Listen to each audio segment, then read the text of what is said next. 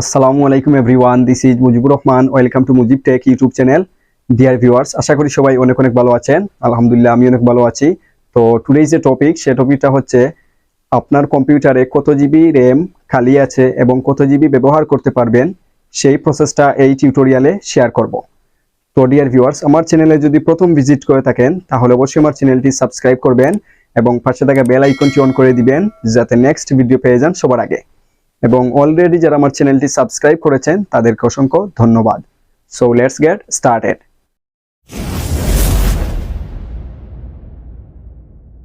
এই টিউটোরিয়ালে শেয়ার করব কিভাবে জানবেন আপনার কম্পিউটার বা ল্যাপটপে কত জিবি র্যাম খালি আছে এবং কত জিবি ব্যবহার করতে পারবেন।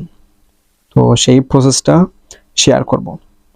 আমরা অনেক সময় সফটওয়্যার ইনস্টল দেই, তো আমরা যদি অতিরিক্ত বা বেশি সফটওয়্যার ইনস্টল দেই তাহলে আমাদের র্যাম যদি খালি না থাকে কম্পিউটারের, তাহলে কি হয়, কম্পিউটারটা অনেক স্লো হয়ে যায় বা ল্যাপটপটা অনেক স্লো হয়ে যায়।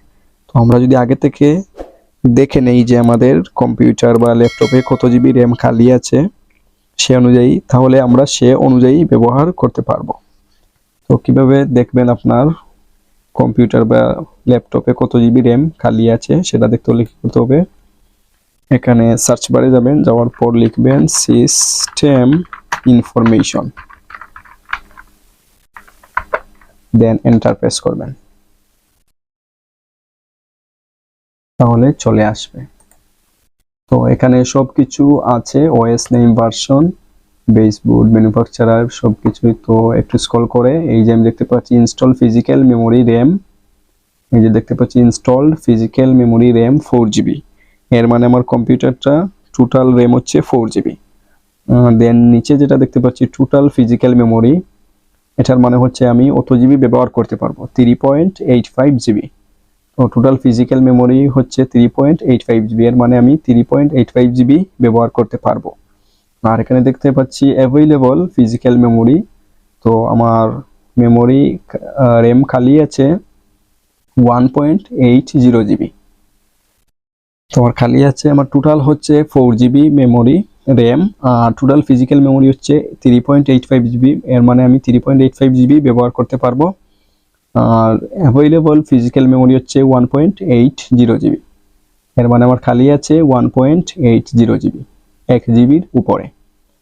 তো এখন যদি আমি চাই যে কোনো সফটওয়্যার ইনস্টল দিতে, তখন আমি বুঝতে পারবো যে সে অনুযায়ী কতটুকু খালি আছে কি না। যদি এর উপরে সফটওয়্যার হয় তাহলে আমি আর ইনস্টল দিতে পারবো না। আর প্রতিনিয়তই আমাদের কমপক্ষে 300 থেকে 400 MB খালি থাকতে হবে, তাহলে আমাদের ল্যাপটপ অথবা কম্পিউটার স্পিড থাকবে, না হলে একেবারে স্লো হয়ে যাবে।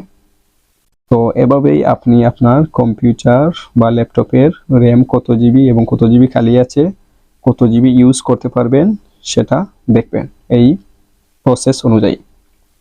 তো আশা করি বুঝতে পেরেছেন। Thank you so much for watching this video. Dear viewers, আমার ভিডিও যদি আপনাদের ভালো লাগে তাহলে অবশ্যই আমার চ্যানেলটি সাবস্ক্রাইব করবেন এবং আমার ভিডিওগুলো আপনাদের ফ্রেন্ডদের সাথে শেয়ার করবেন। Like, comment and share must. দেখা হবে নেক্সট কোনো ভিডিওতে। সবাই ভালো থাকবেন, সুস্থ থাকবেন।